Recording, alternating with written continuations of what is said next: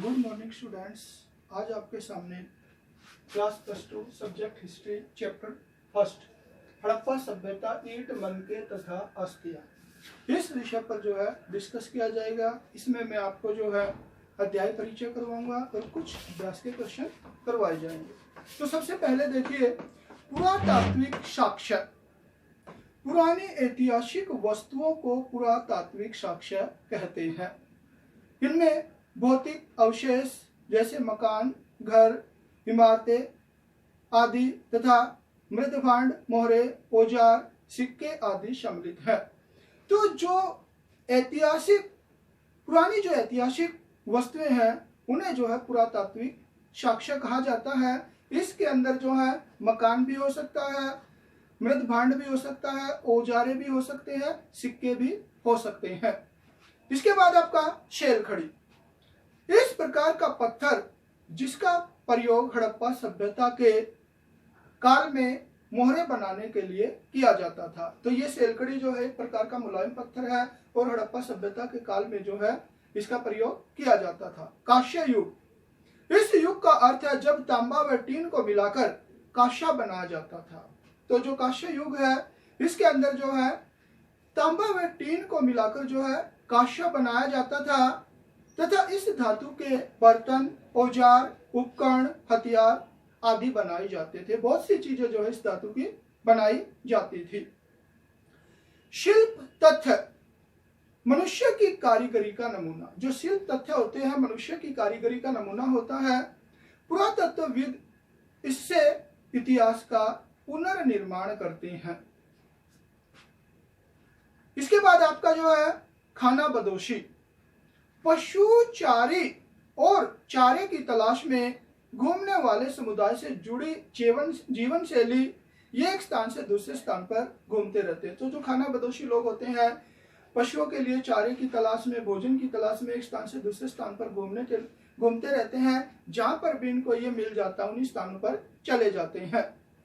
कछारी मैदान, नदी किनारे के आसपास का वह क्षेत्र जिस पर बाढ़ के कारण नदी की गाद जमा होती है। यानी कि ये क्षेत्र जो है नदी के किनारे के आसपास जो है का क्षेत्र होता है और जिसके ऊपर बाढ़ की गाद यानी ग्यारा जमा होती है।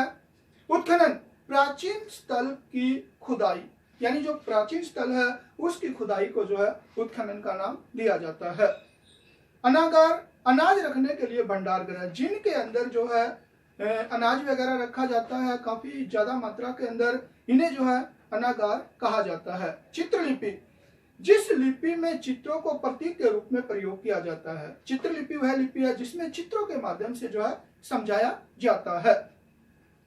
टेराकोटा, मूर्तियां बनाने के लिए चिकनी मिट्टी तथा रेत का मिश्रण कर आग में पकाना। टेराकोटा का मतलब होता है चिकनी मिट्टी को मिला लिया जाता है और इसके अंदर रेत का मिश्रण कर दिया जाता है और फिर उसकी चीजें बना के जो है आग के अंदर पका ली जाती है। यह भूरे लाल रंग का बन जाता है और इसका आकार भूरे लाल रंग का हो जाता है। मनका, पत्थर का छोटा टुकड़ा जिसके बीच में धागे के लिए छिद्र होता है। यानी कि मनका, जिसे मनिया भी कह सकते हैं हम, इसको जो है बीच में से जो छिद्र होता है उसके माध्यम से जो है माला बनाई जा सकती है। मेसोपोटामिया, इराक का प्राचीन नाम। मेसोपोटामिया जो है इराक का प्राचीन नाम है। अग्निवेदियां, कालीबंगन में पाए गए ईंटों से बने गड्ढे, यानी कालीबंगन जगह है वहां पर जो ईंटों से बने गड्ढे मिले हैं जिनमें जानवरों की हड्डियां व राख मिली है और इन गड्ढों के अंदर जानवरों की हड्डियां मिली है, राख प्राप्त हुई है। उसके बाद है आपका बीसी, बिफोर क्राइस्ट, यानी ईसा पूर्व का टाइम जो है बीसी कहलाता है। इसके बाद है शी, जिसका मतलब है शिरका, लैटिन भाषा का शब्द है जिसका प्रयोग अनुमानतः के लिए किया जाता है। जैसे हम अनुमान के रूप में लगाते भाई इतने हो गए अनुमानतः, तो इसका प्रयोग जो अनुमानतः के रूप में किया जाता है। बीपी, बीपी का मतलब है बिफोर प्रेजेंट, मतलब वर्तमान से पहले का समय। तो इस चैप्टर में कुछ महत्वपूर्ण जो जानकारियां थी वो मैंने आपको दी है। अब अभ्यास के प्रश्न देखिए। हड़प्पा सभ्यता के शहरों में लोगों को उपलब्ध भोजन सामग्री की सूची बनाइए। इन वस्तुओं को उपलब्ध कराने वाले समूह की पहचान कीजिए। तो इसमें देखिए आप, हड़प्पा सभ्यता के विभिन्न स्थलों की खुदाई से यह निष्कर्ष निकाला जाता है कि सभ्यता के लोगों की भोजन सामग्री में निम्नलिखित वस्तुएं या चीजें सम्मिलित थी। यानी कि जैसे हड़प्पा सभ्यता की खुदाई की है, उनके अंदर जो है बहुत सारी चीजें मिली हैं, जिससे अनुमान लगा गया कि ये चीजें जो है प्राप्त होती थी। अनाज, गेहूं, जौ, मटर, ज्वार, बाजरा, तिल, सरसों, राई, चावल आदि। यानी कि ये माना जाता है कि अनाज बोया जाता था हड़प्पा सभ्यता के अंदर, और ये सारी अनाज की फसलें जो है उस टाइम पर उगाई जाती थी। पेड़ पौधों के उत्पाद, यानी पेड़ पौधों से प्राप्त होने वाली चीजें कौन कौन सी थी? खजूर, तरबूज, ये जो है पेड़ पौधों से होने वाली चीजें प्राप्त हुई है। मांस, पालतू पशुओं एवं जंगली जानवरों से जो है मांस की प्राप्ति की जाती थी हड़प्पा सभ्यता के अंदर। दूध पशुओं से प्राप्त किया जाता था, जैसे भैंस, गाय आदि से जो है दूध प्राप्त किया जाता था।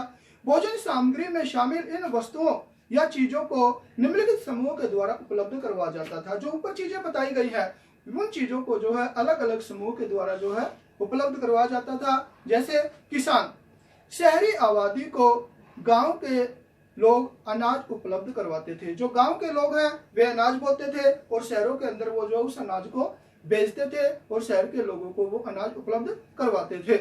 व्यापारी, व्यापारी समूह गांव से अनाज को शहरों तक पहुंचाते थे। जो व्यापारी थे वे क्या करते थे, गांव से अनाज को खरीद ले जाते थे, और शहरों में उसे जो है थोड़ी ऊंची कीमत पर बेचते थे, या जहां अन्य घरों में इसे रखा जाता था, और वे एक बार के अंदर काफी ज्यादा माल या अनाज खरीद लेते थे, जिन्हें जो है वो अन्य घरों के अंदर स्टॉक कर लेते थे, और उसके बाद उसको ऊंची कीमत पर बेचते थे।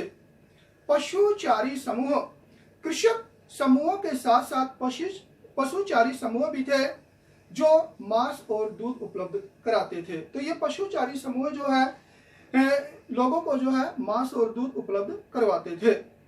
आखेटक व मछुआरे, आखेटक शिकारी, शिकारी और मछुआरे जो है क्या क्या हड़प्पा सभ्यता के लोगों को उपलब्ध करवाते थे। हड़प्पा क्षेत्र में आखेटक यानी कि शिकारी समूह भी थे, जो जंगली पशु, शहद, जड़ी बूटियां उपलब्ध करवाते थे। यानी जंगली जानवरों को, जंगली पशुओं को, शहद, दूसरी जड़ी बूटियों को जो है ये शिकारी या आखेटक संग्रह के समूह के लोग जो उपलब्ध करवाते थे।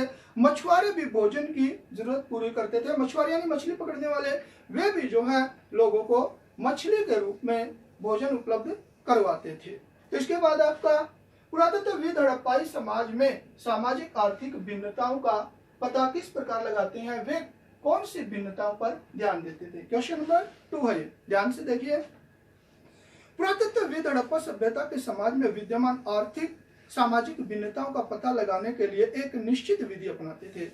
यानी कि उनकी स्थिति कैसी थी, आर्थिक स्थिति कैसी थी, राजनीतिक स्थिति कैसी थी, सामाजिक स्थिति कैसी थी, इस चीज की जानकारी प्राप्त करने के लिए उन्होंने एक विधि अपनाई है। वे स्वाधानों का परीक्षण करते थे। स्वाधान यानी कि जो शव है उसका निरीक्षण करके जो है इस बात का पता लगाते थे। दूसरा, खुदाई में प्राप्त हुए विलासिता संबंधी सामग्री का विश्लेषण करते थे। दूसरा, खुदाई के अंदर जो नॉर्मल चीजें प्राप्त होती थी, विलासिता से संबंधित चीज प्राप्त होती थी, उन चीजों की जानकारी प्राप्त करके भी जो है इस बात का पता लगाते थे। इन आधारों पर संक्षिप्त विवरण जो है हम इस प्रकार देते हैं। सबसे पहला है शवदान। हड़प्पा में मृतकों के अंतिम संस्कार का सबसे अधिक प्रचलित दफनाना था। यानी हड़प्पा सभ्यता के काल में जो है शव को जलाया नहीं जाता था, बल्कि दफनाया जाता था। शव सामान्य रूप से उत्तर दक्षिण दिशा में रखकर दफनाते थे। शव को जो है उत्तर की तरफ सिर और दक्षिण की तरफ पांव करके दफनाया जाता था। कब्रों में कई प्रकार के आभूषण तथा अन्य वस्तुएं प्राप्त हुई है। तो कब्रों के अंदर जो है कई तरह के आभूषण मिले हैं, कई तरह की जो है दूसरी वस्तुएं प्राप्त हुई हैं। जैसे कुछ कब्रों में तांबे के दर्पण, शीप और सुरमे की स्लाइड प्राप्त हुई है। यानी कि सुरमा डालने की स्लाइड प्राप्त हुई है। कुछ शवदानों में बहुमूल्य आभूषण और अन्य सामान मिले। कुछ दूसरे जो शव को रखने के ताबूत थे उनके अंदर जो है आभूषण भी प्राप्त मिले हैं, दूसरी बहुमूल्य चीजें भी प्राप्त हुई है। कुछ कब्रों में बहुत ही सामान्य सामान मिला और कुछ कब्रों के अंदर नॉर्मल वस्तुएं प्राप्त हुई है। स्वाधानों की बनावट से भी विभेद प्रकट होता है। जो स्वाधान है यानी कब्र जो है उनको बनाने के अंदर जो है भेद भी है। कुछ कब्रें सामान्य बनी हुई है, कुछ कब्रें जो है नॉर्मल बनी हुई है। तो कुछ कब्रों में ईंटों की चिनाई की गई और कुछ के अंदर जो है ईंटों की चिनाई की गई है। ऐसा लगता है कि चिनाई वाली कब्रें उत्तराधिकारी वर्ग अथवा अमीर वर्ग की थी। ऐसा महसूस होता है कि जो ईंट से बनी हुई कब्रें हैं वे अमीर लोगों की थी या उच्च अधिकारियों के लोगों की थी। कुछ स्वाधानों में बहुमूल्य स्वाधानों से प्राप्त सामग्री से हमें हड़प्पा के समाज की संतोषजनक जानकारी अवश्य प्राप्त हो जाती है। तो जो हड़प्पा सभ्यता के अंदर स्वाधान प्राप्त हुए हैं, उनके अंदर जो चीजें प्राप्त हुई हैं, उनके माध्यम से हमें हड़प्पा के समाज की संतोषजनक जानकारी मिल जाती है। दूसरा है विलासिता। हड़प्पा सभ्यता के नगरों से प्राप्त कला तथ्यों से भी सामाजिक विभेदन का अनुमान लगाया जा सकता है। तो हड़प्पा सभ्यता के नगरों से जो कला तथ्य प्राप्त हुए हैं यानी कि दैनिक प्रयोग की वस्तुएं, विलासिता से संबंधित वस्तुएं, उनसे भी हम जो अमीरी गरीबी का पता लगा सकते हैं। दैनिक उपयोग की वस्तुएं हड़प्पा सभ्यता के सभी स्थलों से प्राप्त हुई है। जो दैनिक प्रयोग की वस्तुएं हैं हड़प्पा सभ्यता के जितने भी स्थान हैं उन सभी स्थानों की कब्रों से प्राप्त हुई है या जो उन सभी स्थानों से प्राप्त हुई है। दूसरा विलासिता की वस्तुएं, दूसरी जो विलासिता की जो महत्वपूर्ण है, महंगी जो चीजें होती हैं वे जो है या दुर्बल चीजें होती हैं जो बड़ी कठिनाई से मिलती हैं, जिनका निर्माण बाहर से प्राप्त सामग्री द्वारा किया जाता है, जिनको या तो जो है बड़ी जटिलता से बनाया जा सकता है या विदेशों से मंगवाए गए हो, ऐसे सामान को जो है विलासिता या ऐश्वर्यपूर्ण जीवन व्यतीत करने वाली चीजें कहा जाएंगे। उदाहरण के लिए फायांस घिसी रेत या सिलिका बालू रेत में रंग और गोंद मिलाकर बनाए गए बर्तन, यानी कि फायांस जो है बर्तन बनाए गए हैं जिसके वे छोटे बर्तन जिनके अंदर जो है सुगंधित पदार्थों को जो है रखने के लिए प्रयोग किया जाता था। तो इस फायांस से बने छोटे जो बर्तन है उनके अंदर जो है सुगंधित इत्र वगैरह जो इनको रखा जाता था। हड़प्पा के कुछ पुरास्थलों से सोने के आभूषण भी प्राप्त हुए। तो जो हड़प्पा सभ्यता संस्कृति है इससे जो है कुछ सोने की वस्तुएं भी, सोने के आभूषण भी प्राप्त हुए हैं। उल्लेखनीय है कि जहां दैनिक उपयोग का सामान हड़प्पा की सभी बस्तियों में मिला। तो यहाँ पर जो खुदाई से प्राप्त जानकारी के माध्यम से ऐसा पता चला कि जो डेली यूज चीजें थी वो जो हड़प्पा सभ्यता की जो सारी की सारी वस्तुओं के अंदर मिली हुई है, वही विलासिता का सामान जो ऐश्वर्यपूर्ण जीवन व्यतीत करने वाली चीजें हैं वो मुख्य रूप से मोहनजोदड़ो और हड़प्पा जैसे बड़े नगरों से ही मिला है। यानी कि विलासिता से संबंधित चीजें जो है बड़े नगरों से प्राप्त हुई है जो संभवतः राजधानियां थी और ऐसा माना जाता है कि उस टाइम पर ये बड़े नगर थे, राजधानियों के रूप में विकसित हो चुके थे। पुरातत्वविद सामाजिक आर्थिक स्थिति, खान पान, मकानों, विलासिता आदि भिन्नताओं पर ध्यान देते। जो प्राचीन जो चीजों की जानकारी रखने वाले पुरातत्वविद हैं वो जो है सामाजिक स्थिति का, आर्थिक स्थिति का, खान पान, मकान, विलासिता आदि जो है सभी भिन्नताओं के ऊपर जो है ध्यान देते हैं। इसके पश्चात आपका जो है, क्या आप इस तथ्य से सहमत हैं कि हड़प्पा सभ्यता के शहरों की जल निकासी प्रणाली नगर योजना की ओर संकेत करती है? अपने उत्तर के कारण बताइए।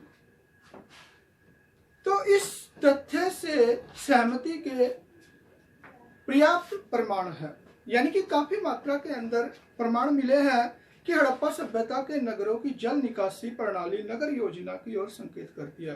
तो हड़प्पा सभ्यता की जो जल निकासी प्रणाली है वो जो है हड़प्पा सभ्यता को जो है एक नगर योजना की ओर जो है दर्शाती है, नगर योजना की ओर संकेत करती है। सारे नगर में नालियों का निर्माण नियोजित और सावधानी पूर्वक किया जाता था। पूरे नगर के अंदर जो है नालियों और सड़कों की व्यवस्था जो एक प्लानिंग के अनुसार बनाई जाती थी, एक योजना के अनुसार बनाई जाती थी।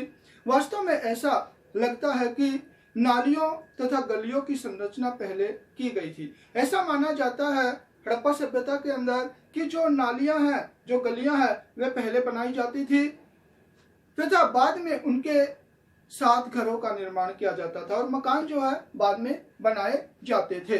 प्रत्येक घर के गंदे पानी की निकासी एक पाइप से होती थी। हर घर का जो खराब पानी होता था, गंदा पानी होता था, वो एक पाइपलाइन के माध्यम से बाहर जाता था, जो सड़क और गली की नाली में मिल जाती थी। और वो जो गंदे पानी की नाली होती थी घर के अंदर, वो जो है बाहर की नाली के अंदर मिल जाती थी, जिससे घर का सारा गंदा पानी जो उस नाली में मिलकर चला जाता था। जल निकासी की प्रणाली बड़े शहरों तक ही सीमित नहीं थी। जो जल निकासी की व्यवस्था थी वो बड़े बड़े शहरों तक ही सीमित नहीं थी, बल्कि यह कई छोटी बस्तियों में भी दिखाई पड़ती है, बल्कि ये छोटी छोटी बस्तियों में भी थी। उदाहरण के लिए लोथल में आवासों के बनाने के लिए जहां कच्ची ईंटों का इस्तेमाल हुआ। लोथल हड़प्पा सभ्यता का एक केंद्र है, वहां पर जो कच्ची मिट्टी के मकान बने हुए मिले हैं। वहीं नालियां पक्की ईंटों से बनाई गई थी। लेकिन दूसरी तरफ देखते हैं जो नालियों की व्यवस्था थी वो पक्की ईंटों से बनी हुई थी। पक्की ईंटों की नालियां वहां पर बनी हुई थी।